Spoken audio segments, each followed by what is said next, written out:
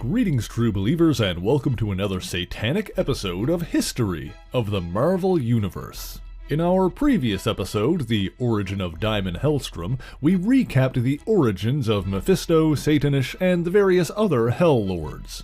Over the centuries, the different Hell Lords have often used the name Satan to take advantage of humanity's belief in one true devil. While the demon Mephisto and the fallen angel Lucifer are both guilty of this, the Satan we are discussing today, and probably the most common user of the title, is the monstrous Marduk-Kurios. As we discussed last time, at one point the Hell Lords decided to sire an offspring with their collected essence. Marduk-Kurios, the being who called himself Satan, traveled to Earth and seduced a woman named Victoria Wingate Hellstrom. Together, Satan and Victoria had two children, Diamond and Satana Hellstrom. Diamond was closer to his mother and would one day grow to be a hero of sorts and fight against the forces of hell. However, Satana was always Daddy's little girl and was more than happy to participate in her father's blood rituals and animal sacrifices. After Victoria discovered this, Satan revealed his demonic visage to the woman, which drove her mad, leaving her institutionalized. As a result, the children were separated and placed into orphanage homes. While Diamond had a pleasant upbringing from there, Satana never made it to her new home and was instead taken by her father back to hell. She was trained in combat by the ancient demon Dansker, and her soul was bound to the extremely powerful Basilisk demon, increasing her satanic might. Satan himself tutored her in the use of her demonic powers and molded her into a succubus, able to feed on the souls of mortal men.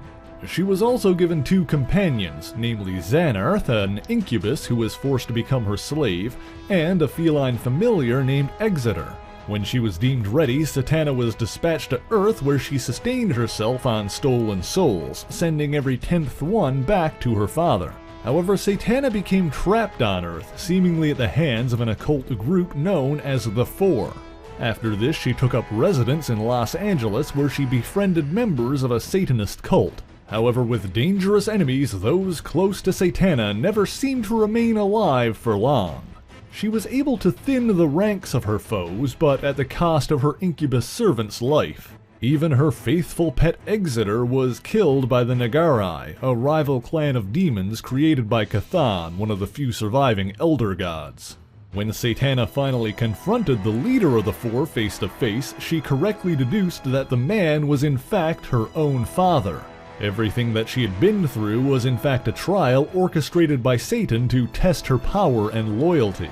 Her final task to prove herself was to drain the soul of a former priest she'd befriended named Michael Heron. Heron had previously saved Satana's life when she was savagely beaten by agents of the Nagarai. Exeter led Heron to Satana to save her, and when Heron was abducted by the Nagarai worshipping cult, Satana repaid the debt by rescuing him. However, doing so is what left Exeter unprotected when the rival demons attacked. Despite this, when the devil fatally wounded Heron and demanded Satana claim his soul for him, she refused, instead allowing Heron to die and his soul to pass beyond their reach. Satana resented the so-called tests that her father had forced her to endure, and while she may have been a demon, she refused to be a slave. As punishment, Satana was exiled from hell until the day she died, and for the first time in her life, she was completely alone. It was after this that Satana finally came face to face with her older brother Diamond, who had become an exorcist and a sworn enemy to the forces of hell. A woman named Gloria Hefford, a member of the Satanist cult that Satana had previously befriended, attempted to summon a demon to serve her will. However, her plan backfired and Gloria was possessed by the demon Cathara. Posing as Gloria, Cathara led Diamond Hellstrom to his sister, seeking to turn Satan's unruly children against one another. The two siblings fought and Satana was seemingly slain by her brother. Cathara then revealed herself and attempted to kill Diamond as an offering to Satan, but thanks to the power of the Basilisk demon she'd been bound to as a child, Satana survived and struck back to rescue Diamond.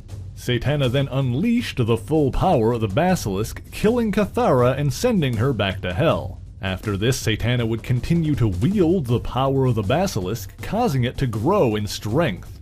She used its power to finally destroy Dansker, the demon teacher who'd humbled her as a child. She also utilized the basilisk's demonic power to destroy the Nagarai-worshipping cult that she had battled before.